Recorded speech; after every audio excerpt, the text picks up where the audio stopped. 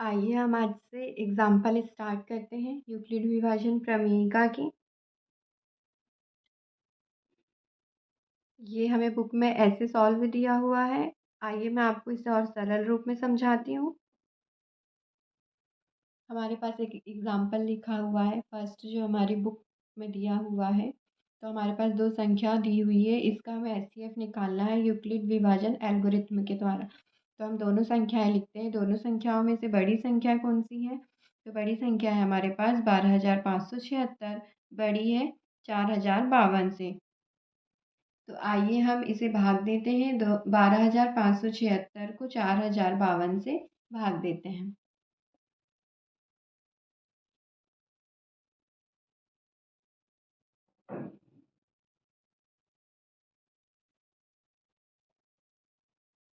4,052 से तो ये पहले तो 3 बार जाएगा। एक 12, ठीक है, 12,156 बार गया। अब हम इसे माइनस करेंगे तो हमारे पास बचता है 420। तो अब हम इसे लिखेंगे यूक्लिड विभाजन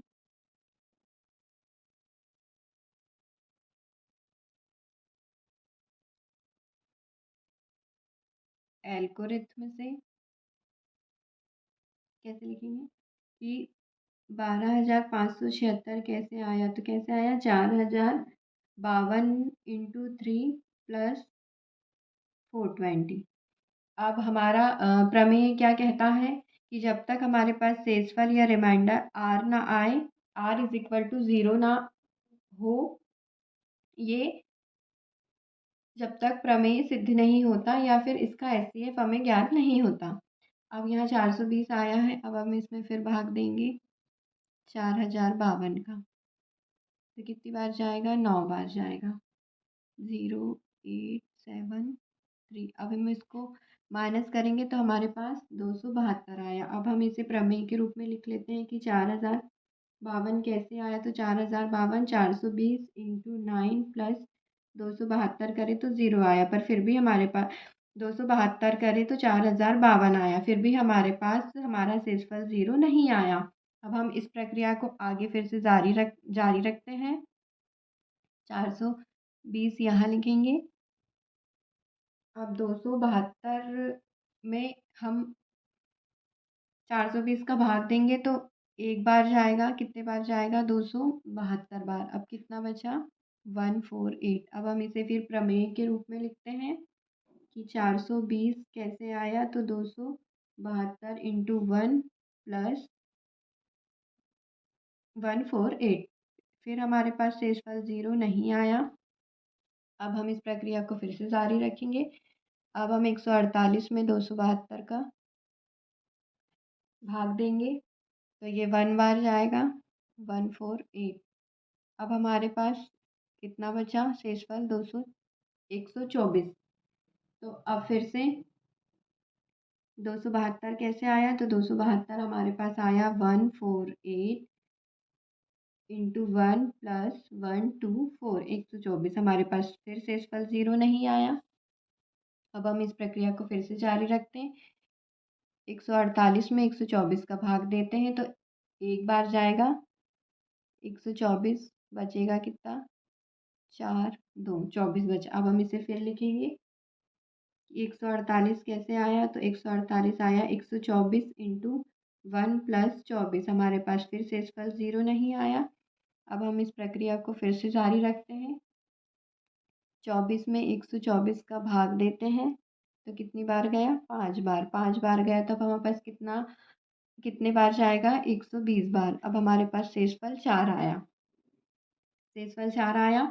अब हम फिर लिखेंगे कि 124 मतलब 124 कैसे आया? 124 24 गुणा 5 करें प्लस 4। अभी भी हमारे पास शेषफल 0 नहीं आया है। अब हम लिखेंगे, अब 4 को 24 में भाग देंगे तो 6 बार जाएगा। 6 चौ 24, शेषफल 0 आ गया। अब हम यहाँ लिखते 24 कैसे आया? तो 24 आया, हमने 4 में 6 का गुणा करे प्लस शून्य जोड़े तो r is equal to zero, शेषफल ज़ीरो हमारा आ गया। अब हम इसे लिखते हैं कि यहाँ शेषफल शून्य प्राप्त हो गया है।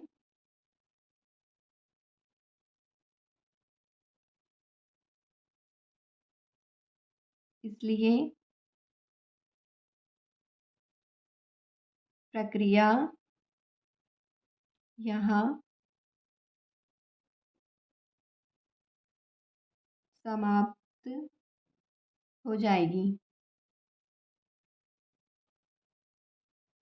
क्योंकि इस स्थिति में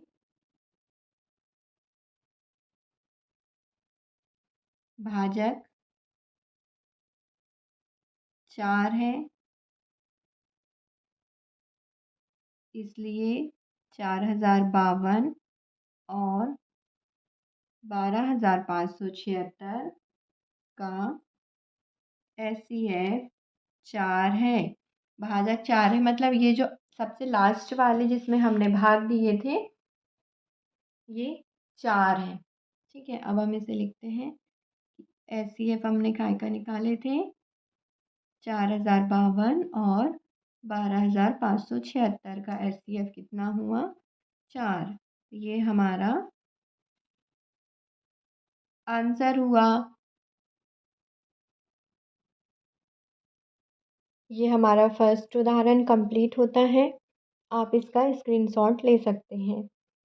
और हाँ फ्रेंड्स, एक इम्पॉर्टेंट बात कि जब भी आप मेरा वीडियोस देखें तो अपने मोबाइल की ब्राइटनेस एंड साउंड तेज़ रखें। कभी कभी क्या होता है कि हम वीडियोस देखते हैं और ब्राइटनेस और हमारा साउंड मोबाइल का कम होता है तो हमें थोड़ी प्रॉब्लम्स आती हैं। यदि आप ऐसा करेंगे तो आपको मेरे वीडियोस देखने में और सुविधा होगी।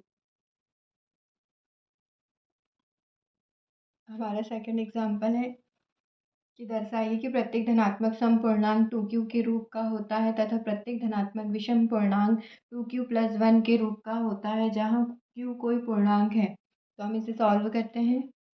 हम मानते हैं कि माना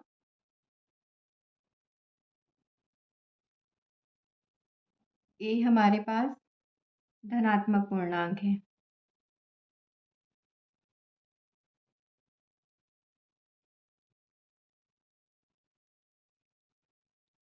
और b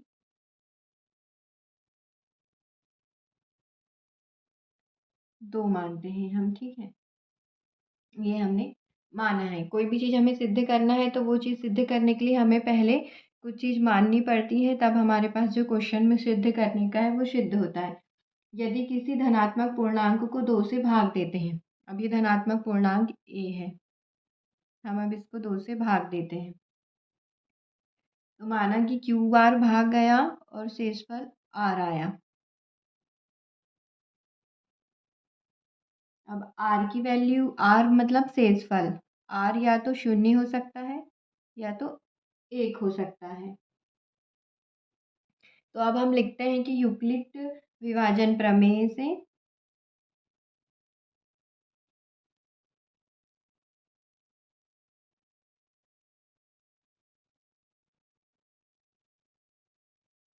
हम कैसे लिखते हैं, a कैसे आया हमारे पास,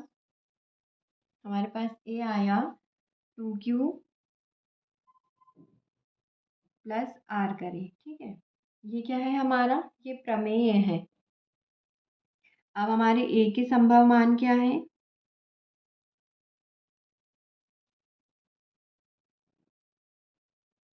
2q भी हो सकता है या 2q + 1 हो सकता है।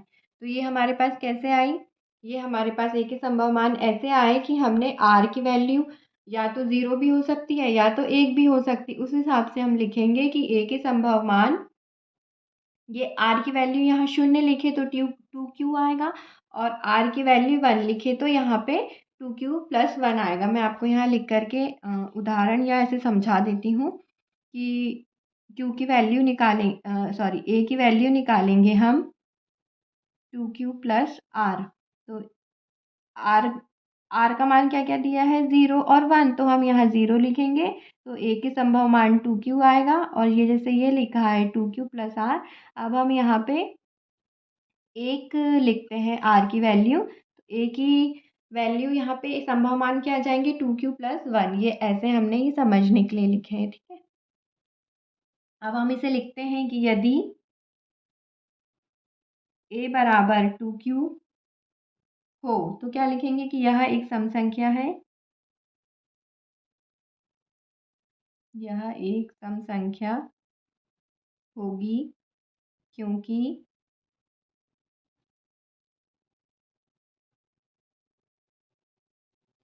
यह एक सम संख्या होगी। क्यों होगी, क्योंकि दो एक गुणनखंड है q का, और दो एक सम संख्या होती है, ठीक है। अब लिखेंगे कि एक धनात्मक पूर्णांक, एक धनात्मक पूर्णांक सम या विषम हो सकता है।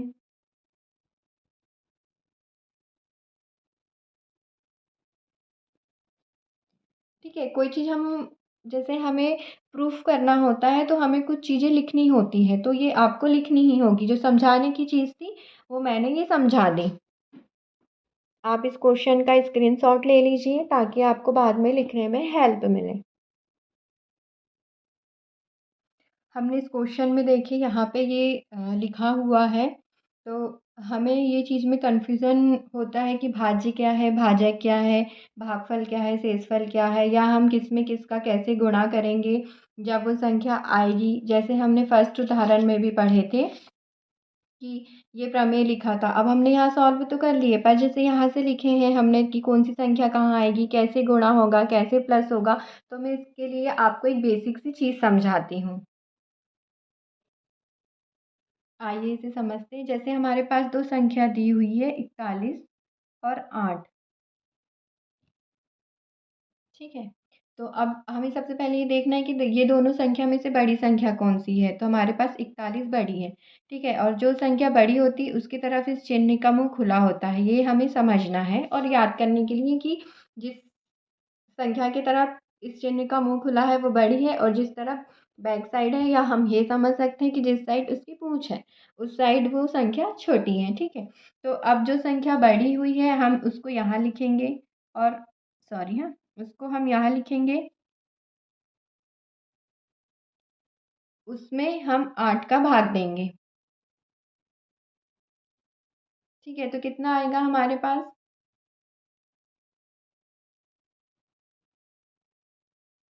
5 बार भाग जाएगा, 8 पाना 40, ठीक है। ये संख्या इसलिए लिखी हुई है, हम यहाँ 40 में भी 8 का भाग दे सकते थे, पर हम इसलिए नहीं दे रहे हैं क्योंकि ये शून्य आ जाएगा और हमें शेषफल कुछ ना कुछ चाहिए, तभी हम भाज्य, भाजक, भागफल, शेषफल सभी चीज़ें लिख सकते हैं। इसलिए मैंने इस संख्या को लेकर के आपको उदाहरण के रूप में समझाया। ये फॉर्मूला होता है। अब हम इसे संख्या के रूप में लिखते हैं। हमने क्या लिखे थे, 41 डिवाइड बाय 8, 41 भाग में 11, तो कितना जा रहा था, 8 पाना 40, शेषफल बचा 1, ठीक है। तो अब हम इसे कैसे लिखेंगे, 41 कैसे आया, 8 गुणा 5 प्लस 1। अब हम इसमें लिखते हैं कि 41 क्या हुआ हमारा, 41 हुआ भाज्य, 8 हुआ हमारा भाजक, भाजक मतलब जिससे हम भाग दे रहे हैं, ये 8 है, और भाज्य मतलब जिसमें भाग दे रहे हैं, और 5 क्या आया हमारा, भागफल। तो खैर सभी को पता होता है कि जो हमने भाग दिए और जो हमारे पास फल आया, फल मतलब कि जो हमारा आंसर आया भाग देने पे, वह भागफल है, और जो एक लिखे हैं वो शेषफल है, ठीक है। तो भाज्य क्या होता है, जिसमें भाग देते हैं, और भाजक क्या होता है, जिससे भाग देते हैं।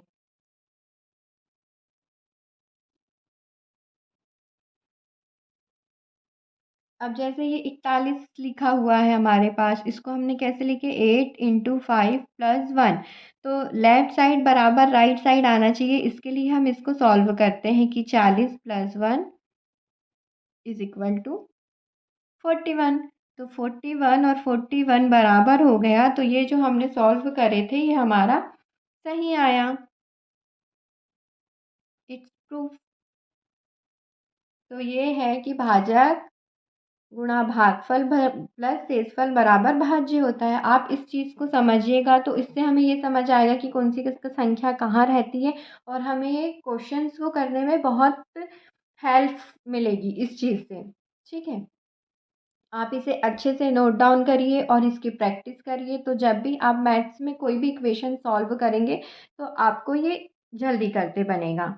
और एक छोटी सी जानकारी और, यदि आपको मैथ्स जल्दी बने, स्पीड से बने, आप बार बार कर पाएँ, तो मैं जो पढ़ा रही हूँ उसके अलावा आप अपनी अलग मेहनत करिए, और कम से कम आप 15 तक पहाड़े याद करिए, वर्ग याद करिए, वर्गमूल याद करिए, ज़्यादा नहीं तो टू टू से लेके 10 तक वर्ग याद करिए, घनमूल याद करिए, उससे आपको आगे क्वेश्चंस में बहुत मदद मिलेगी। ओके फ्रेंड्स, ये पढ़े हमने। अब हम इसके आगे नेक्स्ट एग्जाम्पल करेंगे। And thank you so much for watching my video.